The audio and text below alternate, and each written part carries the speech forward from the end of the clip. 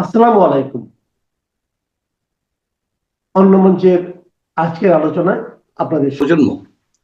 সরকার এখনো পর্যন্ত ঘোষণা দিচ্ছে না বেগম জিয়ার মৃত্যু, কারণ সরকার চাইছে এটা বলতে যে তারা তারেক রহমানের জন্য ৪-৫ দিন অপেক্ষা করার পরও যখন তারেক রহমান এলেন না তখন ঘোষণা দেওয়া হলো যে যাতে সব দোষ যেন তারেক রহমানের উপর চাপানো যায়। খালেদা জিয়া যে এখন ডক্টর মোহাম্মদ ইউনূস এবং তার সরকারের জন্য ভয়ঙ্কর এক রাজনৈতিক বোমা হয়ে দাঁড়িয়েছেন তাতে কোনো সন্দেহ নেই। তার মৃত্যুর ঘোষণা দিলে মানুষ রাস্তায় নামবে, যতই তার অসুস্থতার জন্য মৃত্যু হোক না কেন। বেগম জিয়ার শেষ পরিণতি নিয়ে যে রাজনীতিটা হলো, এটা বাংলাদেশের জন্য তো বটেই, এটা বেগম জিয়ার রাজনৈতিক ক্যারিয়ারের জন্য কি ভালো হলো?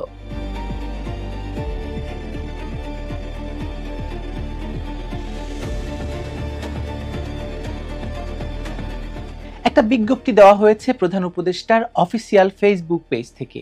এর আগেও দেওয়া হয়েছিল অধ্যাপক আলী রিয়াজের বিরুদ্ধে যখন একজন ধর্ষণের অভিযোগ এনেছিল তখন। আচ্ছা দাঁড়ান, আপনাদেরকে বিজ্ঞপ্তিটি পড়ে শোনাই। বিজ্ঞপ্তি: বিশেষ নিরাপত্তা বাহিনী এসএসএফ এর নিরাপত্তা প্রোটোকল অনুযায়ী আগামী ৪ঠা ডিসেম্বর ২০২৫ তারিখ ১২ ঘটিকা থেকে ১৬ ঘটিকার মধ্যে, মানে ১২টা থেকে ৪টার মধ্যে এভার কেয়ার হাসপাতালের নিকটস্থ দুটি উন্মুক্ত মাঠে বাংলাদেশ সেনাবাহিনী ও বিমান বাহিনীর হেলিকপ্টার পরীক্ষামূলকভাবে অবতরণ ও উড্ডয়ন পরিচালনা করবে। এ বিষয়ে কোনো ধরনের অপপ্রচার বা বিভ্রান্তি থেকে বিরত থাকার জন্য অনুরোধ করা হলো। আচ্ছা বলুন তো, ইউনূস সরকার দেশের মানুষকে কি বোকা মনে করে? হঠাৎ ঢাকার প্রধান আবাসিক এলাকার মধ্যে প্রতিষ্ঠিত একটি হাসপাতালের পাশে দুটি উন্মুক্ত মাঠে বাংলাদেশ সেনাবাহিনী ও বিমান বাহিনীর হেলিকপ্টার পরীক্ষামূলকভাবে অবতরণ এবং উড্ডয়ন করবে একটি বিশেষ সময়ে, আর কেউ তা নিয়ে কোনো ধরনের কথা বলতে পারবে না? মানুষের মুখটা বন্ধ রাখাটা কি এতই সোজা? এই এভার কেয়ার হাসপাতালে চিকিৎসাধীন রয়েছেন বিএনপি নেত্রী বেগম খালেদা জিয়া। তিনি জীবিত আছেন কিনা কিংবা মৃত, তার শারীরিক অবস্থা কি, তা নিয়ে যখন দেশে বিদেশে আলোচনা তুঙ্গে, তখন এই হাসপাতালের পাশের মাঠে একটি নির্দিষ্ট সময়ে দুই বাহিনীর হেলিকপ্টার ওঠানামা করবে আর মানুষ সেটা নিয়ে কথা বলবে না। দেশের মানুষ এতটাই উদ্বেগহীন, শান্ত আর অরাজনৈতিক হয়ে গেছে বলে মনে করেন ইউনূস মহাজন? আমরা তো জানি যে ইউনূস মহাজনের চেষ্টাটাই তাই, যে মানুষ যাতে রাজনীতি নিয়ে কথা না বলে, সরকার নিয়ে কথা না বলে, কোনো রাজনৈতিক দল না থাকে, এবং সে কারণেই তার এই -2 থিওরি ১/১১-তে শুরু করেছিল, এখন আবার নতুন করে দেখা দিয়েছে, এখন আবার -4 হয়ে যাচ্ছে, মাইনাস অনেক কিছু হয়ে যাচ্ছে, minus Awami League, minus BNP. তিনি শুধু জামাতকে নিয়ে একটি সরকার চালাতে চাইছেন, জঙ্গিদেরকে নিয়ে তিনি একটি সরকার চালাতে চাইছেন। মজার ব্যাপার হলো, ইতিমধ্যে এই বিজ্ঞপ্তি প্রকাশের আগে থেকেই সামাজিক যোগাযোগ মাধ্যমে দুই ধরনের কথা চালু হয়ে গেছে। প্রথম কথা হলো, অনেকে বলছেন যে আগামীকাল ৪ঠা ডিসেম্বর দুপুর ১২টা থেকে বিকেল ৪টার মধ্যে তারেক রহমান দেশে ফিরে তার মৃত্যু পথযাত্রী মাকে দেখে আবার ফিরে যাবেন, কিংবা তিনি এসে ঘোষণা দিয়ে যাবেন যে তার মা আর জীবিত নেই।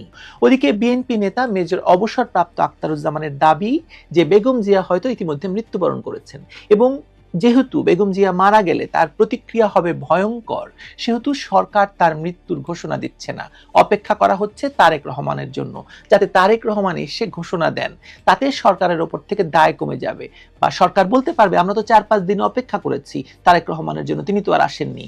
মানে তিনি আরো বলতে চাইছেন যে সরকার এখনো পর্যন্ত ঘোষণা দিচ্ছে না বেগম জিয়ার মৃত্যু, কারণ সরকার চাইছে এটা বলতে যে তারা তারেক রহমানের জন্য ৪-৫ দিন অপেক্ষা করার পরও যখন তারেক রহমান এলেন না তখন ঘোষণা দেওয়া হলো যে যাতে সব দোষ যেন তারেক রহমানের উপর চাপানো যায়, এবং এভাবেই তারেক রহমানকে বাংলাদেশের রাজনৈতিক স্ফেয়ারে বা বিএনপির সমর্থকদের কাছেও একটা ভিলেন হিসেবে প্রচার করা সম্ভব হবে। এক ঢিলে বহু পাখি মারার চেষ্টা হচ্ছে, এটা এক ধরনের বক্তব্য। যা কিছুই হোক, দুঃখজনক হলো যে দেশের একাধিকবারের নির্বাচিত প্রধানমন্ত্রী এবং একটি বৃহৎ দলের নেতা, তার শেষ পরিণতিটাও অত্যন্ত রাজনৈতিক করে ফেললো এই ইউনূস সরকার, এবং অত্যন্ত ফিসিয়ে কতগুলো ব্যাপার করে ফেললো তার এই শেষ যাত্রাকে। একই সঙ্গে বেগম জিয়ার সুযোগ্য পুত্র তারেক রহমানও এর জন্য দায়ী। তিনিও চাইলে বেগম জিয়াকে এই টানা হ্যাচটার ভেতর থেকে বের করতে পারতেন, কিন্তু কেউই সেটা করেননি। বেগম জিয়ার শান্তিপূর্ণ রাজনৈতিক প্রস্থান হতে পারত।